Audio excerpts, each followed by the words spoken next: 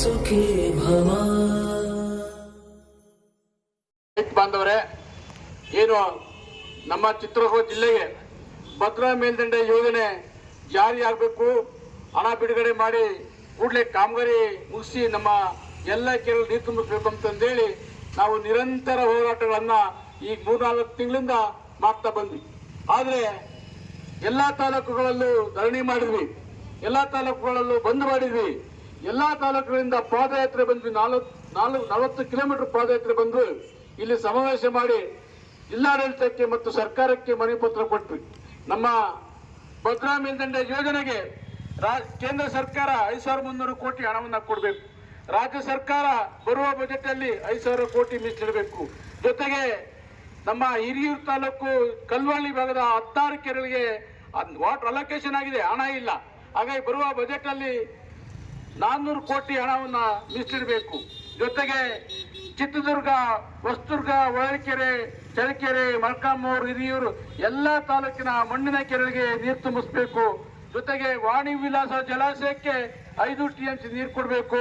ಮತ್ತೆ ವಾಣಿ ವಿಲಾಸ ಜಲಾಶಯಕ್ಕೆ ಯಾವುದೇ ಕಾರಣಕ್ಕೂ ಕ್ರಸ್ಟ್ ಗೇಟ್ ಅನ್ನ ಅಳವಡಿಸಬಾರ್ದು ಅಂತಂದೇಳಿ ನಾವು ನಿರಂತರ ಹೋರಾಟವನ್ನ ಮಾಡ್ತಾ ಬಂದು ಸರ್ಕಾರ ಗಮನ ಸೆಳೆದ್ವಿ. ಆದರೆ ಸರ್ಕಾರ ಇದುವರೆಗೂ ಏನಾಗಿದೆ, ಏನಾಗ್ತಾ ಇದೆ, ಯಾವ ಹಂತದಲ್ಲಿದೆ, ಇವರು ಬಿಡ್ತಾರೋ ಬಿಡಲ್ವೋ ಅನ್ನೋ ಒಂದು ಆತಂಕದಲ್ಲಿ ಇವತ್ತು ನಮ್ಮ ಜಿಲ್ಲೆಯ ರೈತರು ಸಂಕಷ್ಟದಲ್ಲಿ ಯೋಚನೆ ಮಾಡ್ತಾರೆ. ಹಾಗಾಗಿ ಸರ್ಕಾರ ಇವತ್ತು ಕೊನೆ ಕಾಲಘಟ್ಟಕ್ಕೆ ನಾವು ಮಾಡು ಇಲ್ಲ ಮಡಿ ಎಂಬ ಹೋರಾಟಕ್ಕೆ ಇವತ್ತು ನಾವು ತೀರ್ಮಾನ ತಗೊಂಡಿದ್ದೇವೆ. ಇವತ್ತು ಅಮರನಾಥ ಉಪವಾಸ ಸತ್ಯಾಗ್ರಹ ಮಾಡೋದಕ್ಕೆ ನಮ್ಮ ಜಿಲ್ಲಾ ರೈತ ಸಂಘ ತೀರ್ಮಾನ ತಗೊಂಡಿದೆ.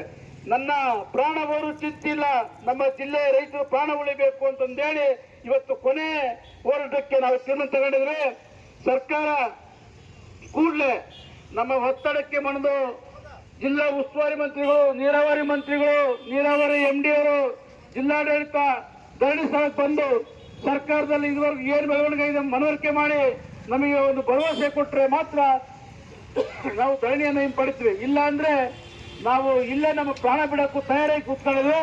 ಹಾಗಾಗಿ ಜಿಲ್ಲಾಡಳಿತ ಇದ್ರ ಬಗ್ಗೆ ಕೂಡಲೇ ಗಂಭೀರವಾಗಿ ಚಿಂತೆ ಮಾಡಿ ಜಿಲ್ಲಾಡಳಿತ ಸರ್ಕಾರಕ್ಕೆ ವರದಿ ಮಾಡಬೇಕು, ಪೊಲೀಸ್ ಇಲಾಖೆ ವರದಿ ಮಾಡಬೇಕು. ಇವತ್ತು ರೈತರು ಬಂದು ಬೀದಿಯಲ್ಲಿ ಕೂತವ್ರೆ, ಇವ್ರ ಸಮಸ್ಯೆನ ಆಲಿಸಬೇಕು ಅಂತಂದೇಳಿ ಸರ್ಕಾರಕ್ಕೆ ಕೂಡಲೇ ವರದಿ ಮಾಡಬೇಕು. ಗ್ರಾಮ ಪಂಚಾಯತ್ ಆಗ್ಬೋದು, ನಿಮ್ಮ ಊರಿನ ಕಟ್ಟೆ ಪಂಚಾಯತಿ ಕಟ್ಟೆಗಳಾಗಿರ್ಬೋದು, ರಸ್ತೆ ಮುಂದೆ ಆಗಿರ್ಬೋದು, ಎಲ್ಲ ಹೆಣ್ಮಕ್ಳು ಗಂಡ್ಮಕ್ಳು ಎಲ್ಲ ಬಂದು ಬೀಜ ಕೂತ್ಕೊಳ್ಬೇಕು. ಬೀಜ ಕೂತ್ಕೊಂಡು ನಮ್ಮ ರೈತರಲ್ಲಿ ಉಪವಾಸ ಸಾಯ್ತಾರೆ.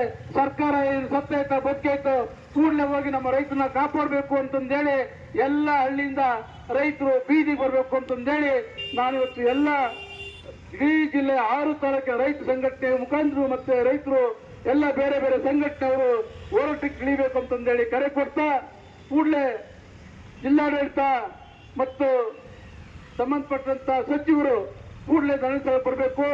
ಬಂದು ಇವತ್ತು ಕೊನೆ ನಮ್ಮ ಎಲ್ಲ ಹೋರಾಟಗಳು ಈಗ ಅಂತಿಮ ಹೋರಾಟ.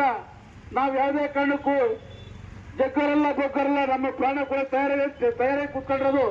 ಇವತ್ತಿಲ್ಲಿ ಮುಂದೆ ಆಗುವವುಗಳು ಎಲ್ಲ ಜಿಲ್ಲಾಡಳಿತ ಮತ್ತು ಸರ್ಕಾರ ಹೊಣೆಯಾಗುತ್ತೆ. ಹಾಗಾಗಿ ಕೂಡಲೇ ನಮ್ಮ ಸರ್ಕಾರವು ಸಂಬಂಧಪಟ್ಟಂತ ಅಧಿಕಾರಿ ಸರ್ಕಾರಕ್ಕೆ ವರದಿ ಮಾಡಬೇಕು. ಯಾಕಂದ್ರೆ ಮೊನ್ನೆ ಕೊಟ್ಟಂತ ಲೆಟ್ರು ವಾರ 4,000 ನಿಮ್ಮ ಜಿಲ್ಲಾಡಳಿತ ಬರೀ ಅಲ್ಲೇ ಟೇಬಲ್ ಮೇಲೆ ಐತೆ, ಸರ್ಕಾರಕ್ಕೆ ವರದಿನೇ ಮಾಡಿಲ್ಲ. ಈ ತರ ಆದ್ರೆ ಇವತ್ತು ಸರ್ಕಾರಕ್ಕೆ ಗೊತ್ತಾಗದಂಗೆ. ಹಾಗಾಗಿ ಕೂಡಲೇ ವಾಹಿನಿ ಮುಖಾಂತರ ಮತ್ತೆ ಮಾಧ್ಯಮ ಮುಖಾಂತರ ಸಾಮಾಜಿಕ ಜಾಲತಾಣಗಳ ಮುಖಾಂತರ ನಾನು ಸರ್ಕಾರಕ್ಕೆ ಆಗ್ರಹ ಪಡ್ತೇನೆ. ಕೂಡಲೇ ರೈತನ ಅಳಿವು ಉಳಿವಿನ ಪ್ರಶ್ನೆ ಆಗಿದೆ. ದಯಮಾಡಿ ಸರ್ಕಾರ ಬಂದು ನಮ್ಮ ಸಮಸ್ಯೆನ ನಮ್ಮ ಒತ್ತಾಯಗಳನ್ನ ಈಡೇರಿಸಬೇಕು ಅಂತ ಹೇಳ್ತಾ, ಮತ್ತೆ ಏನು ನಾವು ಮೊನ್ನೆ ಒಂದು ಸ್ವಾಮೀಜಿ ಅವರು ಧರಣಿ ಮಾಡಬಾರ್ದು ಅಂತಂದೇಳಿ ಹೇಳಿಕೆ ಕೊಟ್ಟಿದ್ದಾರೆ ಅಂತಂದೇಳಿ ಪತ್ರಿಕೆ ನೋಡಿದ್ವಿ. ಸ್ವಾಮೀಜಿ ಅವರಿಗೆ ಬಗ್ಗೆ ನಮಗೆ ಅಪಾರ ಗೌರವ ಪ್ರೀತಿ ಇದೆ, ಅಪಾರ ನಮ್ಗೆ ವಿಶ್ವಾಸ ಇದೆ.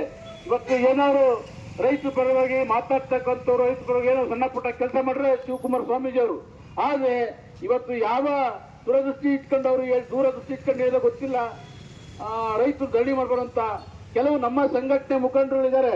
ಅವ್ರ ಕೈಲಿ ಬಂದು ಹೋರಾಟ ಮಾಡ್ಲಿಕ್ಕೆ ಹೋಗಲ್ಲ, ಮಾಡೋದು ನೋಡಿ ತುಂಬಿರಕ್ಕೆ ಹೋಗಲ್ಲ. ಅಂಥವ್ರಿಗೆ ಏನೋ ಹೇಳ್ಕೊಟ್ಟು ಸ್ವಾಮೀಜಿಯವ್ರ ಕಡೆ ಹೇಳ್ಕೊಟ್ರು ಬಂದ ಗೊತ್ತಿಲ್ಲ. ದಯಮಾಡಿ ನಮ್ಮ ಗುರುಗಳು ನಾವು ನಿಮ್ ಜೊತೆಗಿರ್ತೀವಿ, ನೀವು ಹೋರಾಟ ಮಾಡಿ ಸರ್ಕಾರನ ಮನಸ್ಸನ್ನ ಈ ಜಿಲ್ಲೆ ನೀತರ ಅಂತಂದೇಳಿ ಮಾಡಬೇಕು. ನಮ್ಮ ಜೊತೆಗೆ ಗುರು ಬಂದು ಕೂಡ ಧರಣಿಯಲ್ಲಿ ಭಾಗವಹಿಸಬೇಕು, ಹೋರಾಟದಲ್ಲಿ ಭಾಗವಹಿಸಬೇಕು, ಸರ್ಕಾರಗಳನ್ನ ಎಚ್ಚರಿಸಬೇಕು ಅಂತಂದು ಹೇಳ್ತಾ, ಜೊತೆಗೆ ಅದೇ ಶ್ರೀಗಳಿಗೆ ನಾವು ವರ್ಷದಿಂದ ಮನವರಿಕೆ ಮಾಡಿದ್ವಿ, ವರ್ಷದಿಂದಲೇ ಪತ್ರ ಕೊಟ್ವಿ. ನಮ್ಮ ಬಯಲು ಸೀಮೆಗೆ 20 ವರ್ಷದ ನೀವು ಬಂದಿಲ್ಲ ಸ್ವಾಮಿ, ನೀವು ಮಧ್ಯಸ್ಥಿಕೆ ವಹಿಸಿ ಹೋಗೋದು. ಆದ್ರೆ ಶ್ರೀಗಳು 1 ವರ್ಷವಾದ್ರೂ ಸುಮ್ಮನೆ ಇದ್ರು. ಅವ್ರದ್ದೊಂದು ತಂಡ ಕಳಿಸಿದ್ರು ಇಲ್ಲಿಂದ ಬೆಂಗಳೂರಿಗೆ ಮತ್ತು ಡೆಲ್ಲಿಗೆ. ಅವತ್ತೇ ಹೋಗೋದು ತಮ್ಮ ಸ್ವಾಮೀಜಿ ಅವರು ಹೋಗಿ ಸರ್ಕಾರಕ್ಕೆ ಕೂಡಲೇ ರೈತರಿಗೆ ಬಹಳ ಕಷ್ಟ ಐತೆ, ಹಣ ಬಿಡುಗಡೆ ಮಾಡಿ ಅಂತ ಹೇಳ್ಬೋದಾಯ್ತು. ಇವತ್ತು ಹೋರಾಟ ಚಳವಳಿಗಳು ತೀವ್ರವಾಗಿ ರೈತರು ಬಂದು ಬೀದಿಗೆ ಕೂತಾಗ ಇವತ್ತು ನಾನು ಡೆಲ್ಲಿಗೆ ಹೋಗ್ತೀನಿ, ಬೆಂಗಳೂರಿಗೆ ಹೋಗ್ತೀನಿ, ಸರ್ಕಾರ ಮಾತಾಡ್ತೀನಿ ಅಂತಂದು ಹೇಳ್ತಾರೆ. ದಯಮಾಡಿ ಸ್ವಾಮೀಜಿ ಅವರು ಸರ್ಕಾರವನ್ನ ಕಿವಿ ಹಿಂಡಿ ಸರ್ಕಾರದಿಂದ ಬರ್ತಕ್ಕಂಥ ಹಣವನ್ನ ಕೂಡಲೇ ತರಿಸ್ಕೋಬೇಕು, ಈ ರೈತರ ಸಂಕಷ್ಟವನ್ನ ಆಲಿಸಬೇಕು ಅಂತ ನಾನು ಇವತ್ತು ಸ್ವಾಮೀಜಿ ಅವರು ಕೂಡ ಆಗ್ರಹ ಮಾಡ್ತಾ, ದಯಮಾಡಿ ಈ ಹೋರಾಟಕ್ಕೆ ಸಪೋರ್ಟ್ ಮಾಡಿದಂತ ಎಲ್ಲ ಸಂಘ ಸಂಸ್ಥೆಯವರು, ಎಲ್ಲ ಹೋರಾಟಗಾರರಿಗೆ ನಾನು ಕೃತಜ್ಞತೆ ಹೇಳ್ತಾ, ಈಗ ಸಂಜೆ ಉಪವಾಸವನ್ನ ಮಾಡ್ತಕ್ಕಂಥವ್ರು ಪಟ್ಟಿ ಬರಬೇಕು. ಒಂದೊಂದು ತಾಲೂಕಂದ್ರೆ ಒಂದೊಂದು ತಾಲೂಕಿನವ್ರು ಬರಬೇಕು. ನಾಳೆ ಕೂಡ ಹಿರಿಯೂರು ತಾಲೂಕಿಂದಲೇ ಬರ್ತಾರೆ. ನಾಡಿದ್ದು ಹೊಳಲ್ಕೆರೆ ಬರಬೇಕು, ಆಚೆ ನಾಡಿದ್ದು ಹೊಸೂರಲ್ಲಿ ಬರಬೇಕು, ಹಿಂಗೆ ಮಲ್ಕಾನೂರು ತರೀಕೆರೆ ಒಂದು ದಿವಸ ಬರಬೇಕು. ಒಂದೊಂದು ತಾಲೂಕಿನವರು ಒಂದೊಂದು ದಿವಸ ಧರಣಿಯಲ್ಲಿ ಬಂದು ಭಾಗವಹಿಸಬೇಕು. ನಿರಂತರ ಹೋರಾಟಕ್ಕೆ ಸಜ್ಜಾಗಬೇಕು ಅಂತಂದೇಳಿ ನನಗೆ ಮಾತಾಡಲಿಕ್ಕೆ ಅವಕಾಶ ಮಾಡಿಕೊಟ್ಟ ಮೇಲೆಲ್ಲ ಹೋಲಿಸಿ ನನ್ನ ಮುಕ್ತಾಯ ಮಾಡ್ತೀನಿ. ಅನ್ನದಾತ ಸುಖೀ ಭವ.